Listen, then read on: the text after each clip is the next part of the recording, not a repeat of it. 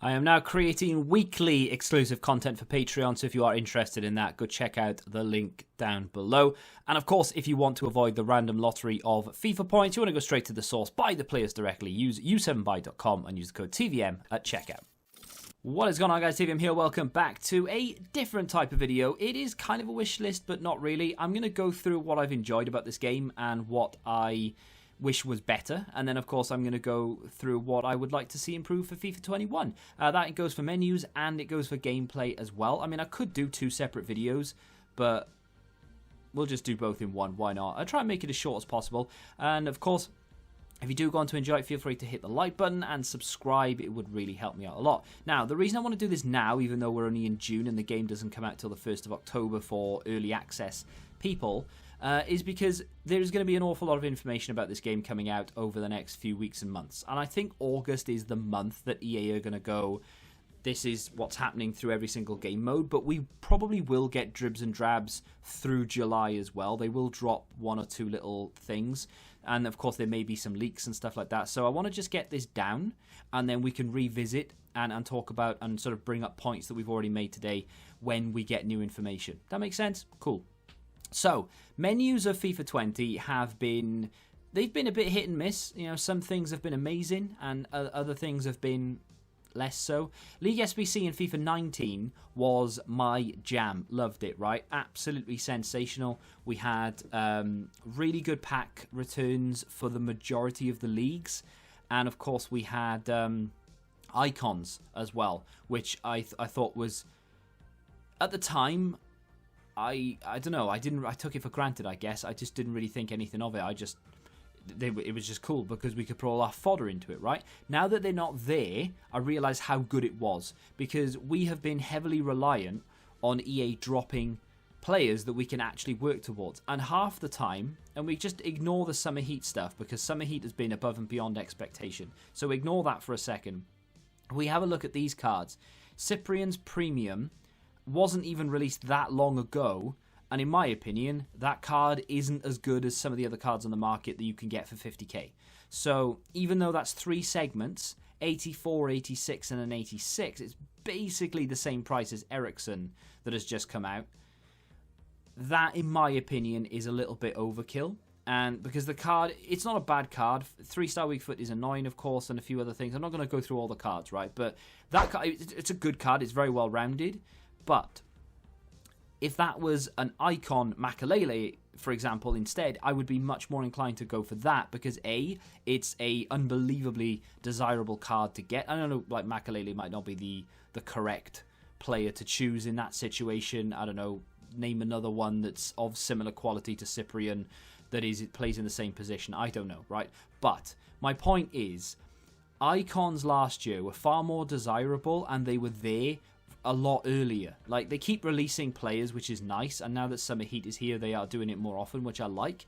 But last year, we could have grinded for better packs, opened them, got our rewards, and then dumped them into icons. At the end of the year, I completed, like, I don't know, 10 icons, and I hadn't really been going, like, that heavily into the icons. I was doing random other things as well. So, that would have been brilliant this year. I'm hoping that they decide to sort of reverse the decision, if you will, to take away icons, or at least, bare minimum, come up with a different system than just we'll drop players whenever we feel like it, because I need stuff to grind for. You know, that's what I want from the game, and I know that that's what a lot of people want from the game. Not everybody. I know there are casuals who don't really care too much about SBCs. They just want to go and open a few packs every now and again from rewards. They want to get their red picks from Weekend League, and they want to just jump into some games, maybe play some squad battles, get some more rewards, and they don't really care about the menu content, and that's fine. The game does kind of cater for that type of player anyway. I just want more of the grindy aspect, you know? Now, that kind of transitions me over to objectives. Objectives this year, aside from Summer Heat, have been very underwhelming for the most part, because this section here, it's been discussed an awful lot within the community, I know, and YouTubers in particular. This section has been very underwhelming. Now, for a lot of people, you won't have any of the, well, not any of these, but you won't have all of these complete. Now, I know I've got Foot Champions left to do, not going to do it, and I know I have Squad Battles left to do. probably won't do it either. Even though it is an ultimate pack, I probably won't play that many squad battles games between now and the end of the year because I barely play that game mode and I've only done it really for objectives. So I've got all these done, which is not really an achievement necessarily because we've had months to do them. The Italian one that came out, in my opinion, was the way that they all should have been, and the cards should have been level with this Politano, because this came out first, then there were a few others, and then they dropped like an 86 Moi Gomez, who is not as good as Politano, and then the Premier League one is an 85 Trossard, who again is 2 ratings below Politano, and the requirements were scored in 2 separate wins with a Man City player, Liverpool player, Chelsea, Arsenal, so on and so forth.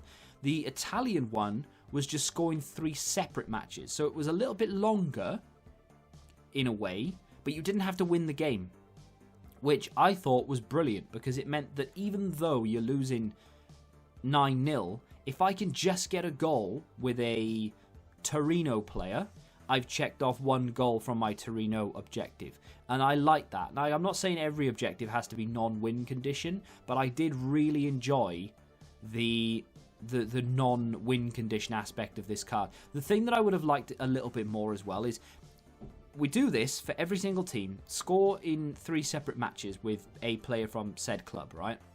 We get the 87. Then instantly, rather than having to wait what was probably 4 months after that first objective was dropped, this one was dropped. But what I would like to have seen was as soon as you complete it, regardless of whatever Tony is doing down the street, he could be taking his time or maybe he's not even interested. If you've done it, and the second you unlock it and you pick up that 87 rated card, the next set of objectives for Politano then drops. So this opens up for the 89, and maybe it's this, maybe it's something different. What was it? Score 3 finesse goals in rivals, so that wasn't wins. Assist 7 goals using, that's fine. And then score a goal using in wins. Okay, so not a fan of the win again. I think it should have gone from 87 to 88 to 89 to 90, 91, 92, 93, 94, and then just capped off at 94, because that tends to be, the cards above that, they need to have, I've packed it and you can't get it anywhere else. I think going for an objective to get a 99 rated card, maybe a whole game cycle, fine. But if you can do that for a full squad, no one would ever need to go onto the market. You could just grind it, right? So 94 I think is probably a decent cutoff point. But that is something then for a grinder to just really get their teeth into and go for it. I would need the player to be desirable. So Politano is a very good card. And to be fair, I probably would have done it if it was for him, because he would be a player that I could use and would fit into the current team that I have. If they did that for the Verstrate, the Belgian CDM, I wouldn't have cared. Even if they'd gone to a 94 rated, I wouldn't have done it, because he probably wouldn't have fit my team, although probably does kind of, because I do have a fair few Belgians. But what I'm trying to get at is not every player like that guy. I would never have put him into a team. It would be too difficult, just too difficult to link him for chemistry. So I would love to have seen it, and I would love to have seen more than just the top 5 leagues as well. SPFL, Dutch League, Portuguese League. In fact, I'd go one step further, and if I were EA, I would have put one from every single league in the game, just to give everyone from that league a chance to get a player from the league that they support. Championship, League 1, League 2 in particular, those the fans of those leagues play this game a lot, and I'm not discrediting any other league, but I know an awful lot of fans from League 1 and League 2 that play this game week in, week out, and they never get rewarded with cards. Same for French League 2, Italian League 2, German 2 and 3, and of course Spanish and so on and so forth all the way down the line, and the Scottish League in particular. It's just very, very neglected, if you will, by EA. They just don't care. So I'd like to see a lot more variety of content chucked into milestones, something to give us, just to grind for. And I want too much. I want something I'm sat there going, there's no way I'm going to be able to complete all these. I can't, because that's not the point. You shouldn't be able to complete every single objective, because you're not going to want every card. Like I said, I don't want that Cologne or Gabrielson, right? I unlocked him. I put him straight into an SBC. I don't want him, right? Not that he's not a good card, just doesn't fit my team. Not interested. So if there were 25, 30 players in there with really long, grindy requirements, you can still go and get them if you're a casual player because you can knock them off over time and you can still pick up these 87 rated cards. However, if you're a grinder like myself, and many of you watching this I'm sure are as well, then you can go and pick and choose which ones you want, and then you can go, right, well, I do want this Gabrielson, but I want his 92, and I'll be happy to stop there, and then I can go work towards something else. So you start doing it. You get the 88, then you work towards the 89, then you go to the 90. Essentially, what these are, so you go from the 90 up to the 91, to the 92, to the 94, which is the group reward, but over time. So they're there forever. And you don't have these scoring 3 separate matches using 4-star, 4-star. It's literally just score with a Portuguese player, I don't know, 50 times, and then you get the 90. And then score with a Portuguese card, or score with that Bruno, for example, 150 times, and then you get a 91. And then so on and so forth. I don't know, maybe they're a little bit more complicated than that, but either way, just get assists, get goals, get clean sheets. Maybe not clean sheets, because that's just be a little bit, that's going to be proper annoying. And if you do concede a goal, you might be like, right, I'm off, and you're going to leave. I don't know, maybe not that. But it's really nice when you go into a game knowing I don't actually have to win here. If I win, awesome. But if I lose 9-1, as long as I get the one goal that I need, I'm alright with it, you know? So I do like that. It is good. Now, that's... in terms of, like, improvements, I just want to see a massive improvement to milestones, and I would like season objectives is good. The summer heat, the thing that they've done is insane, and I'd like to see this every week, regardless of what promo we're in. It doesn't have to be 95 and 94 rated cards when you're in November. Scale them to whenever you are in the year. I get that, but it would be nice to see more content than less content. Even if it's content I'm not interested in, just pump it out. Why not? Why not? The other thing, of course, is rewards. The reward structure, in my opinion, needs to be revamped. I'm not going to go into it now necessarily because I just don't have really a thought process behind it. I don't know how they can do it or what would be fair, but I just feel like the red picks in particular for Weekend League, I love them. I would actually like to see that introduced to squad battles and to rivals. Different, not just red picks, yellow picks, purple picks, you know, just make the card designs a little bit different and pick different things. So make the Weekend League picks the best picks. You know, make it so that they are the top 10% of players, for example, or top 15, maybe top 20% of players, that makes sense, top 25% of players. And then the rival ones are the top 50% of the picks. So all the special cards that have come out, they still remain in packs, but it's the top 50%. And then, of course, the squad battles is just everything. You get picks at the end of it per tier that you finish, and it's just a yellow pick of, could be anything. You could get Ronaldo, you could get Bentner. You know, it's just completely random, but they are all special items. Get what I mean? From every promo. Does that make sense? Hopefully that makes sense. And then, of course, Weekend League itself, in my opinion, it either needs to be completely redone and overhauled beyond recognition, or they just need to say, look, Friday or Thursday midnight / 12 a.m. Friday, that's when it opens. So you can play it Thursday night / Friday morning, if that makes sense. And then it doesn't shut until 7 a.m. on Tuesday, giving people essentially an extra 2 days either side. I know you say, oh, it's called Weekend League and it's going to finish on Tuesday. Just call it Foot Champs. Drop Weekend League. It's not difficult. Just call it Foot Champs and we'll play from Thursday night / Friday morning to Tuesday morning. Because that gives people who work the whole weekend all of Friday and all of Monday to do it if they really want to. Gives people to spread it out so it's not so unhealthy to sit there raging at the game for that condensed period of time. It's not healthy to do. I hate it with a passion, and I know a lot of other people do as well. Plus, it would ease server load an awful lot more because not everyone is going to be concentrated playing on Saturday and on Sunday, or, you know, parts of Friday as well. Does that make sense? Hopefully that does make sense. And I know what you're saying, well, 12 a.m.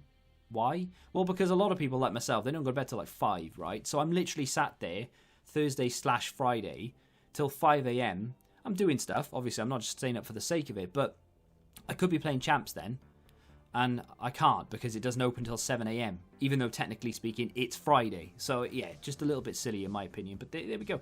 And in terms of the other stuff, just little cosmetic things really. I'd like to see a completely different menu system.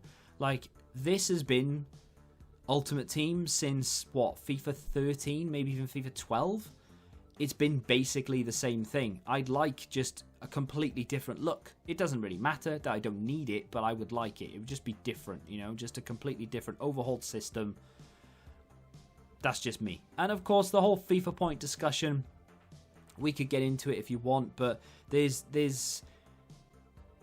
think there's arguments to keep them, and then there's arguments to get rid of them completely. I don't necessarily want them gone completely in a way. I don't mind them. I think there needs to be a guarantee. So, for example, with this 45k pack here, you've got the percentages. That doesn't tell me anything, let's be honest. That does not tell me anything, especially when you go to a gold pack, for example, and it says less than 1%. Now, less than 1% could be 0.99% or it could be 0.01%. And the difference is, even though it's still minute, the difference is actually astronomical. So the fact that they've just got away with doing, oh, we're going to give you a 6.4% chance of getting an 84 rate, it doesn't mean anything. I have absolutely no idea. They need to say, look, in this premium gold pack, you are going to be guaranteed a 75 rated gold card, an 80 rated gold card, a 82 rated. You need to give a guarantee of a rating, in my opinion. That eliminates the gambling element, because in this 45k pack I could open it and get absolutely nothing, or I could open it and get messy. I know that's the appeal, but there needs to be a bare minimum. I've opened ultimate packs without boards before. That's shocking. That pack is like £25. That is unbelievable. To open that and feel so empty. Is it 25 quid? I don't know. But it's a lot of money either way, right? So, hang on. How much is it? What is it? 2,500 FIFA points? Maybe it's not 25 quid then. Maybe it's like 20. But either way, it's close to, right? So it's £16 without EA access, Origin access. And then you'd have to top up with another 300, which is, yeah, you'd have to buy the 500, so that's £4. So yeah, it's 20 quid a pack, basically, right? And that's a lot of money. It's an unbelievable amount of money. Is it 2,500 or 2,000? See, I don't even open them. Don't even open them, because it's not worth it, right? But if they had a guarantee of you're going to get a 90 plus, that's fine. I think they also need to limit the amount of packs you can buy with FIFA points to stop people getting an unbelievably unfair advantage. Now, I know you should be allowed to just throw on as much money as you want, but at the end of the day, the majority of games that come out, they will offer you a way to spend money in the game, but not to gain an advantage. FIFA is one of the only games that I know of that you can put money into it and gain an actual advantage in-game, because you can go and if you've got the money, you can open packs until you get that right player. You can open packs until you get a Messi, Ronaldo, Neymar, Mbappe. Most people can't do that, so we are stuck grinding, which is fine. I don't mind that. I actually enjoy the grind, right? But when then you come up against someone who was literally paid to get their team and they beat you because their team is just so much better than yours, even though they might not be a better player, that's when the ethical grounds start coming into play, right? So I think if you give a guarantee so that we know what rating, bare minimum, we're getting when we open said pack, and then they say, like they've got here, packs remaining 7, but they do that they put limits on it with FIFA points. You can open them with coins all day long, but they put limits on the FIFA points, so you can only open maybe 20 of these a day, 30 of these a day. You can only open said number of those a day as well. And same, I guess, maybe same with the silver packs, but maybe not to that certain extent. Maybe like 100 of each, because silver packs, who's going to really care about? You're not going to get an advantage from them necessarily. Maybe farming coins you will, but other than that, nah. And then of course, doesn't matter about bronze packs because don't have FIFA points, right? I don't know, just a thought, just throwing it out there. I don't like hindering people. If you've got the money, you shouldn't be punished for it in a way, but at the same time, name me 4 other games, FIFA being one, obviously, and then name me another 4 that you can actually gain an advantage that isn't just skins from putting money into a game. You probably can name 4, but you'd have to really. I think you'd have to think about it. I think it would really be a struggle to find games you could get a tactical advantage by putting money into the game. That's just my thought process. Maybe I'm right. Maybe I'm wrong. To be fair, like with FIFA points, I don't really put an awful lot of thought into it. I do a realistic, like it is obscene amount of FIFA points at the beginning of most FIFAs. Not on this account. It's my Road to Glory account. Not one FIFA point has been spent on this account, but on my other account, I put I don't know, maybe, I would say, I was not maybe an obscene amount, it's about 60,000 FIFA points. And I've barely put any on since. I maybe opened like a couple of 100k packs throughout the year, maybe a couple of ultimate packs, and that's it. So I would say I've put no more than 70,000, maybe 80,000 at the very, very most. And I know that's still a lot, but for a content creator, if you go and ask other content creators, they've put a lot more on. A lot more. So I've actually been very, what's the word I'm looking for? Controlled, if you will. I've had a restraint on what I've done. So yeah, but I would like to be able to say, look, I've not put any FIFA points on this year. Maybe 1,000 to get the team going, and that's it. So I don't know. It'd be interesting to see what EA do though, because obviously they've already gone in Belgium. There's laws everywhere popping up that may restrict them. There's discussions going on. So hopefully there is a change, and we see an awful lot more grindy content than we do content geared for packs, I guess. Summer Heat has been an example of what EA can do and what they are capable of doing, because from the SBCs to the objectives, Summer Heat has been the best promo we have ever seen in any FIFA, bar none. It is literally the best promo we've ever had. Because there are cards that meet every sort of range of budgets, ranging from 50k to 300, 400k. And this is a prime example right here. Roberto Firmino, banging card, fits the game really, really well, 400,000 coins. Rashford, 200k, fits the game well, nice weak foot upgrade. Saar, 100, 110k, endgame centre-back. Eriksen, about 200k, maybe a little bit more actually, maybe 250k. But again, another endgame card. And we've had Ndombele, 60, 70k. That Nani card through Team of the Season was just before Summer Heat. That was a really good SBC as well. He's one of the best cards in the game. I'd love to see more of that throughout the year. And of course, the grindy objectives as well. Let me know what you'd like to see from FIFA 21. Didn't talk about gameplay. Was going to, but I've talked 23 minutes about menus. I apologise. I have to do the gameplay in another video. That will be an awful lot shorter because there's an awful lot less to discuss about gameplay in my opinion.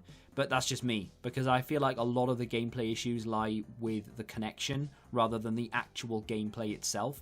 But that is for another video. We haven't touched upon chemistry.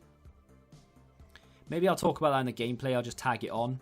My thoughts on chemistry, I would hope, are well known. I hate it, and it does need an overhaul, but we'll talk about that in the gameplay video. Maybe I'll do that tomorrow. Let me know what you think in the comments and what you'd like to see added. Maybe what you didn't like about what I was saying, or maybe what you did like about what I was saying, and I'll pick it up in the gameplay video that we may do tomorrow, or maybe even later tonight. Nah, probably tomorrow, because I'll give a chance to read through the comments and then add them in. But if you have enjoyed this video and you found it even remotely entertaining, do me a favour and hit that like button, subscribe to the channel for new, and until the next time, goodbye.